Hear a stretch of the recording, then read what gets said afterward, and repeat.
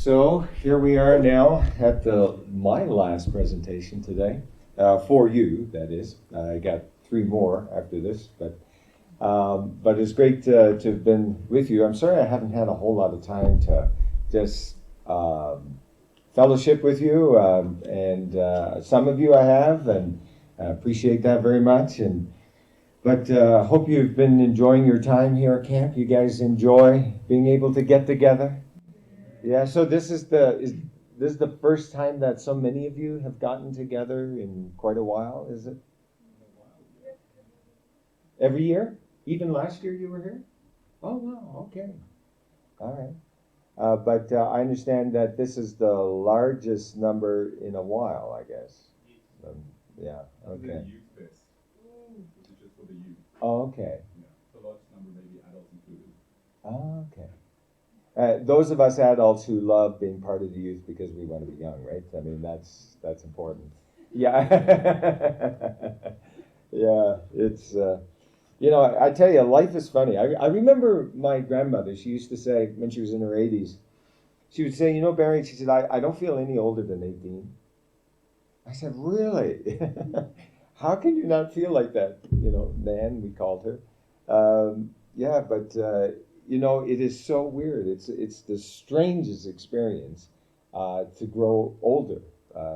Anyhow, it's strange to you even now when you look back and you think of, here are these little kids, and it didn't seem like that long ago that you were little. And one of the things my boys were always, when they were we would go to church, and they're always scared of the teenagers. Were you guys, anyone here scared of the teenagers? No? No one was? Oh, okay, you were scared? Okay, all right. Yeah, so we would go to church, and they would like, no, Dad, I don't want to go there. I said, well, why don't you want to go there? Well, because there's teenagers. There's something about teenagers that really scares the young kids. And my boys, Adam and Sam, had that crazy being afraid. They're afraid of all kinds of things.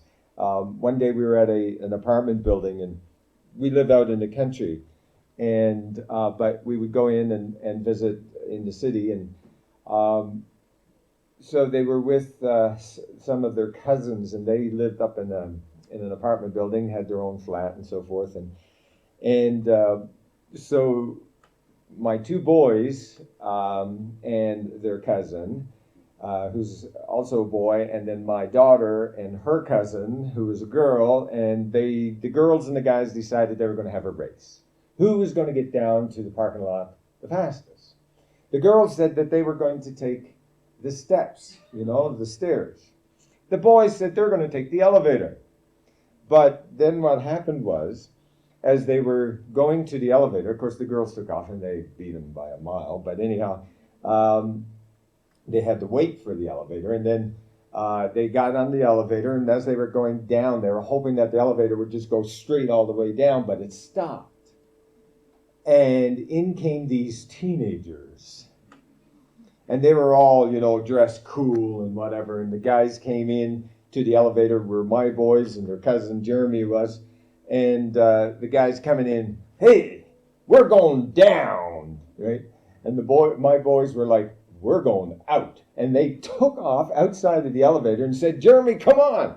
And Jeremy was like, boys, what's wrong? What's wrong? Shut up, Jeremy, come. And so anyhow, it was just so hilarious because then they did a right and the stairs were over on the left.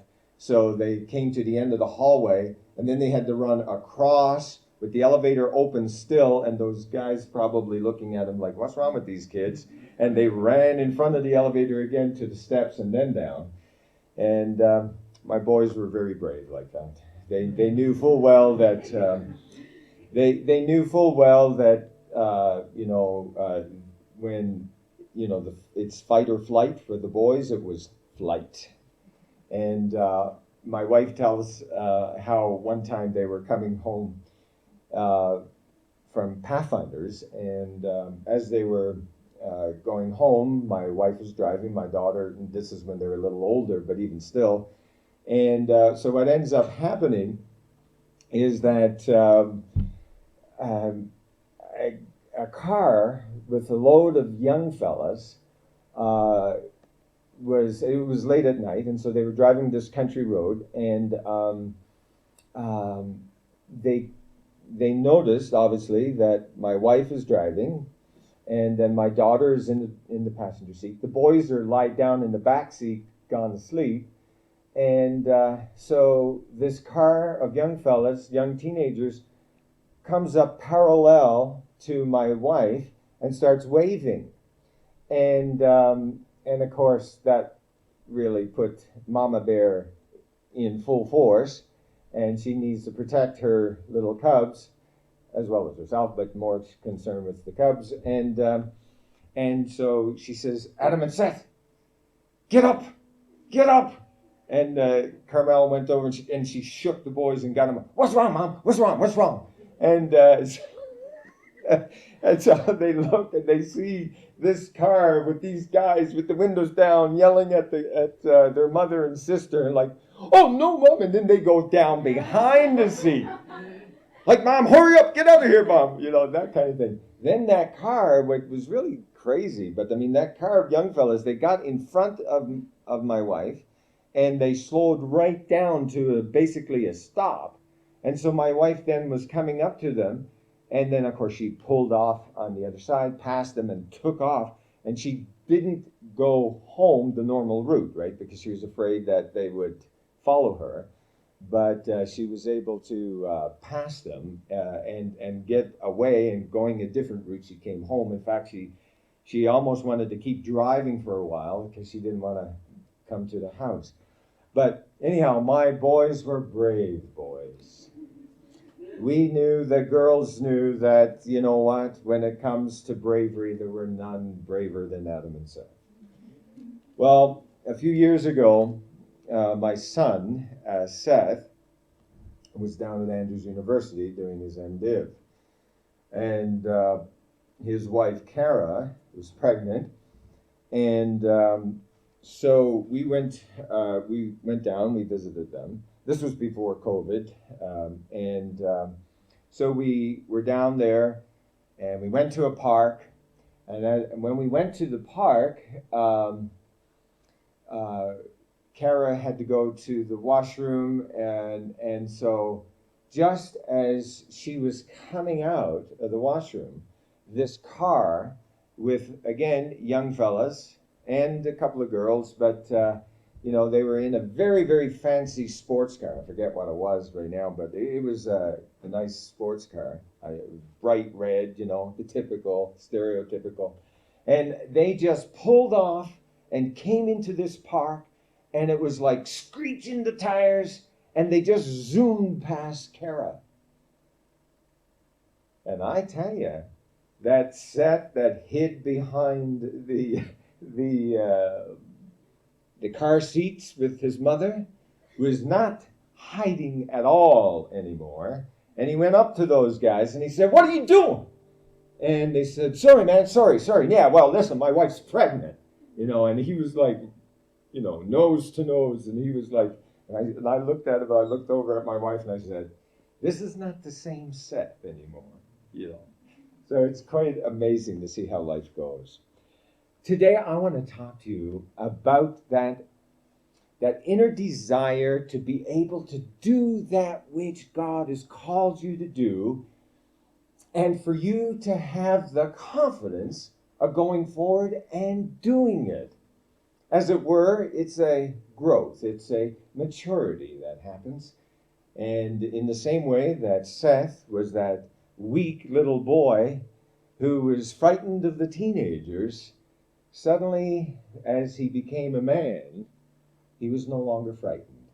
And I think it's the same way with us in our relationship with the Lord Jesus, that as we get to know him, before we're frightened to death, and we're like, "I'm not sure I can do this," but as we grow in our relationship with him, it gives us confidence to do what he's called us to do. So let's pray. Father, we just ask and pray that you will be with us now as we open your word. And that you will give us, Lord, holy boldness to live a life that brings honor and glory to your name is our prayer. Amen. So I encourage you to open to 2 Timothy. And there in 2 Timothy, we have a wonderful example of the Apostle Paul speaking to young Timothy. And I always find this amazing because I see myself in the, when Paul is talking to Timothy, I look at him speaking to me. And I suggest to you that perhaps you might want to consider that the words of the Apostle Paul to Timothy are actually very applicable in your own life. So, 2 Timothy chapter 1, we have these words. I thank God whom I serve with a pure conscience, as my forefathers did. Now notice what's happening, and this is something I've suggested to you throughout this weekend. The importance of understanding the faith of those who went before us. And also, even if you're in a family where there hasn't been much in the way of faith or Christian walk, think about yourself as being a heritage for your children and your children's children, if the Lord should tarry. I thank God whom I serve with a pure conscience, as my forefathers did without ceasing. I remember you in my prayers night and day, greatly desiring to see you, being mindful of your tears. Mindful of your tears. In other words, I remember when you cried as I left. That I may be filled with joy when I call to remembrance the genuine faith that is in you, which dwelt first in your grandmother Lois and your mother Eunice, and I am persuaded is in you also. And therefore I remind you to stir up the gift of God which is in you, through the laying on of my hands. For God has not given us a spirit of fear, but of power and of love and of a sound mind. How many of you have got such a great, wonderful thing that you want to accomplish in life, and you're scared that you may not be able to have the wherewithal to be able to do it? You know, that's awesome. Awesome, first of all, that there's a number of you that are honest enough to admit that. It is, or at least publicly admitted, I should say. I think we all have that. We all have that inner doubt. You know, there's this sense of who am I and what can I do? I remember as a young person in school, I ended up developing a stuttering problem. I would literally stutter my words. I don't even like practicing or showing you how I stuttered, because I'm afraid that I may stutter, if you know what I mean. And I look at a lot of, and how many of you have ever seen the movie, The King's Speech? So I was definitely, as it were, King George in that sense. Horrible.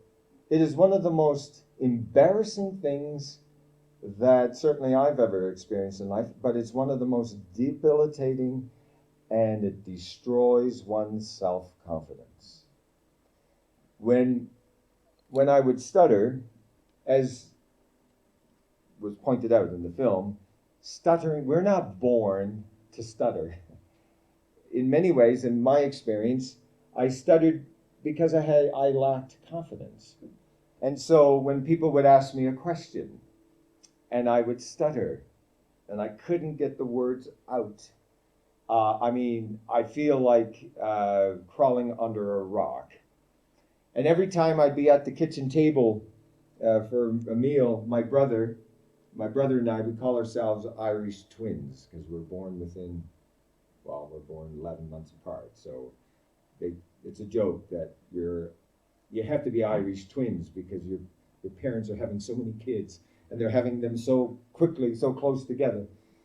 And he would sit to the right of me. You know how we always, or at least our experiences, we would always sit in the same places, and we would be talking at the table, and I would stutter, and then he would take the spoon, because in Newfoundland we have a lot of tea on our meals, and so he would take the hot spoon and he'd stick it on my hand and say, "Okay, say that again."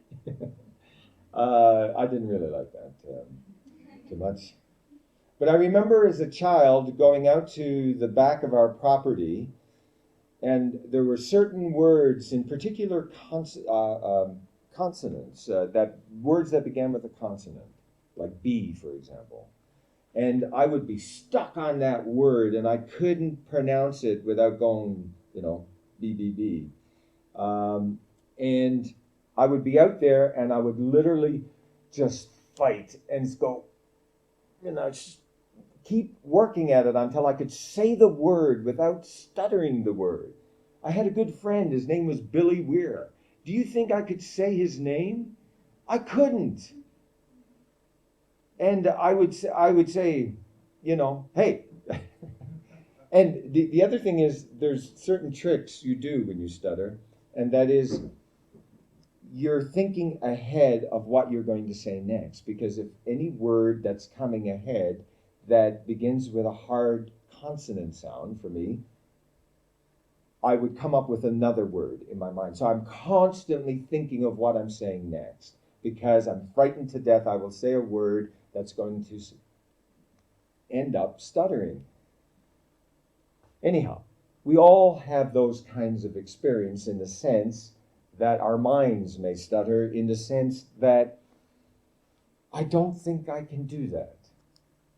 And I think in some ways, as a result of having that crazy experience as a child, and really it wasn't until I was well into my teens, probably by the time I was about 18, 19, I had pretty much ended my stuttering career.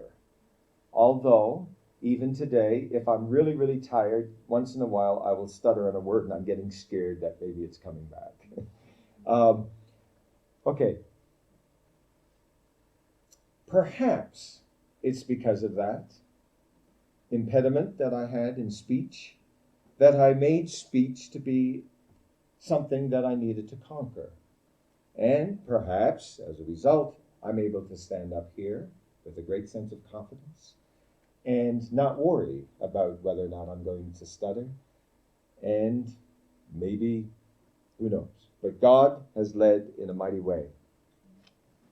The thing is this: there are many times we have, as it were, our inner self says that we cannot do what God has called us to do. Living on an island makes one want to get off the island, because you want to see what's on the other side of the water. And that's how it was with me. I'm always surrounded by water, and I always wanted to know what was life like on the other side. And then when I got friends who would leave the island, get on an airplane, which I thought was the most amazing thing on the planet, and go to the mainland or go to England to go to school, I wanted to do the same. And it was one of those things where, how could that even be possible? And I began thinking about it, praying about it, and I became convicted that I wanted to go away to school. I wanted to go to the Adventist Academy outside of the city of Toronto, which is about a 3-hour flight away from St. John's, which is the capital of Newfoundland. And eventually, I got enough courage to begin hinting at my parents that I'd like to go. And by this time, I'm about 15 years old, thereabouts. And eventually, I convinced them that they would allow me to go. And I'll never forget the first experience on plane. And because it was one of those things where not many people left the island, Everyone, like in my group, my family. And so when it came time for me to go onto the airplane to go to school, it was like, this is big stuff. So all of my family, aunts, uncles, cousins, grandparents, and so on came to the airport to see me go. And it was like, this is pretty cool. It was also very sad because my mother was sad, but other than that, it was an exciting time. Um, Boys, or I don't know, maybe it's with girls too. I don't know anything about the girl side of things. I just know about me. And I know that for me, getting away and going on a plane and going to this strange world known as Toronto, where they actually have divided highways and there's huge skyscrapers. At the time, the highest skyscraper in Newfoundland that I ever saw was like about 10 stories. That was a skyscraper. Anyhow, but this concept of being able to burst out and go and do it was a tremendous confidence booster. What is God calling you to do? What's in your heart?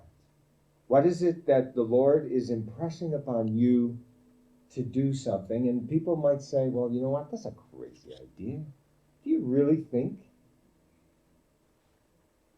What is God calling you? The Apostle Paul says that according to Paul, as he's speaking to Timothy, look, I remind you to stir up the gift of God which is in you. And I want to remind you to stir up the gift of God that's in you. What is that dream that God has placed on your heart? That deep within your inner self is saying you can't do it. You stutter, you can't overcome it. You want to come to Canada? The Lord has impressed you to come to Canada? Canada needs lots of help, let me tell you. Whatever it is, the Lord is calling you to be a physician, to be a lawyer. What is God calling you to do? And you're nervous about whether or not you should even try. When I was younger, I used to really like watching Perry Mason, which you probably have no idea who Perry Mason is. Does anyone know who Perry Mason is? No, I didn't think. But it was a TV show that we would watch on our black and white TV. Yeah, we used to have black and white TVs. Televisions. And he was a lawyer who won every case. And I used to watch that, and I used to think, man, it would be great to be a lawyer. But no one in my family was a lawyer. Not one. I had no uncles, no anything. The only thing that came close was my grandfather was a justice of the peace. But that was just kind of like a political appointment. And, he wasn't a lawyer. He was a wounded soldier. But so just even the idea was like, everyone else were all kinds of other things like trades and so forth, which is great. But I wanted to be a lawyer. Well, how can I be a lawyer? I can remember filling out the application just thinking, can you imagine if I'm actually accepted? I didn't think I was going to get accepted, so I applied to every English common law school in Canada, which at the time was somewhere around, I think it was like 18 or something like that. At that time, it's more now. And I ended up getting accepted. I'll never forget the feeling of opening up the letter from the university saying that I was accepted. But I ended up getting accepted a second time, a third time, a fourth time, and a fifth time. And I'm like, whoa, this is pretty good. And then when you get to law school, it's kind of like, man, especially after the first grading period, because the first grading period, it seems to me they really, really wanted to put the fear of law in you. and you do so poorly on your exams. And but I got through, and it was like, wow, you know. And the first time you're in court, I remember being in court the first time, and it's the most nerve-wracking experience because you don't know what the judge is going to ask, and you're there. In my first case, right? So my first case, I'm there taking away, because I was working for a finance company, taking away a person's house because they failed in their mortgage. It's not really the nicest things, but they love to give it to the young lawyers because no one else wants to do it. And the man whose house the company is taking away is very, very angry. And in court, he is representing himself, which is another interesting thing. But he hits the desk, and he's angry and shouting at the judge. And the judge is getting angry and saying, "Sir, if you don't calm down, you know, you'll have to leave this courtroom," and all the rest of it. And the courtroom was filled with all kinds of people because there's a lot of cases going on that day. And so, like, here I am, standing in my robes. And, like, I'm a lawyer? Wow. And just a little while ago, I trembled when I filled in the application form. God is amazing when you stir up the gift of God which is in you. So I think of some other things I did that was kind of crazy. Years later, I was working for the church as a lawyer, but then they also wanted me to do some pastoral work and so forth as well. And I was working for the Ontario Conference, and the General Conference in the year 2000. You know, year 2000 when I was a kid, that was like way out in outer space. And now I look at it and it's like way back in the dark ages. But the year 2000, the General Conference came to Toronto. And I collected stamps. I collect stamps in part, Newfoundland stamps, because I'm from Newfoundland. And I'm very proud of Newfoundland. And I like the fact that Newfoundland was its own, you know, country. So it had stamps and coins and all the rest of it. And so I collected. And then I said, wouldn't it be amazing if Canada would issue a stamp for the General Conference in 2000? And the idea grew, and I spoke to some other people, and they said, yeah, that's a pretty cool idea. And then I talked to others, and they said, oh, Barry, don't go wasting your time. Because the reality is it takes years and years and years to convince the committee to issue a stamp for whatever cause it is that you're advocating. And then I started thinking, well, you know, the Lord just kind of impressed that upon my heart that, no, it'd be really cool if Canada Post would do a stamp. And so I got writing. And I wrote to every mayor across the country of Canada. That's a lot of mayors. That's a lot of letters. And I wrote to every politician, every person, and I asked them if they would send a letter to the Stamp Committee of Canada Post supporting our campaign to get a stamp for the General Conference of the Seventh-day Adventist Church. No other stamp had ever been issued for the Adventist Church dealing with with its General Conference. There have been some stamps in Pitcairn Islands and other places, but nothing like this. And then I had a friend who had a friend who had a friend who was sitting on the committee. And they were just overwhelmed with all of the letters that had come in. Hadn't heard a thing. And then, a few months before the General Conference was going to be held, lo and behold, I get a phone call from Canada Post that they would like to meet with me. And so they did. And if you could just show this picture that I have here. They showed me this. Now, this is not a very good picture of it. I just grabbed it just now today. I've got lots of these stamps, and I've been meaning, it was in my mind that I needed to take them with me, but anyhow, I never got a chance. But if you want a copy, I'll happy to send you one. So this is the stamp that was issued on June 29, the opening day of the General Conference of the Seventh-day Adventist Church in Toronto. Place was filled at the massive stadium there where the Blue Jays play, baseball team. Quite different from the cricket I saw earlier today. And anyhow, we got the logo and so forth in the middle, and then just the clouds.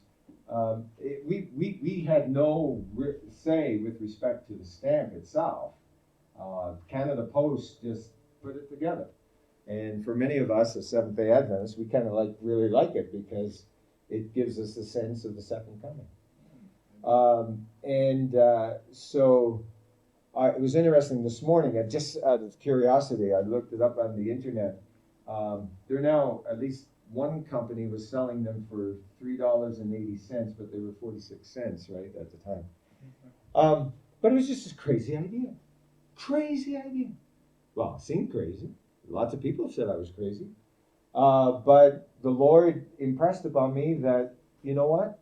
This would be a cool idea. And it happened. And life is like that. So whatever is on your heart, I just encourage you to let the Lord lead and guide. Because things happen. Let me tell you, they happen. And just, there's other crazy things I've done in life. Running for politics, running to be a member of Parliament in Canada. Didn't quite get that one. But who knows? I shouldn't say this, but who knows? The Lord might call me to run again. And if my wife watches this video, she's going to say, Barry? No.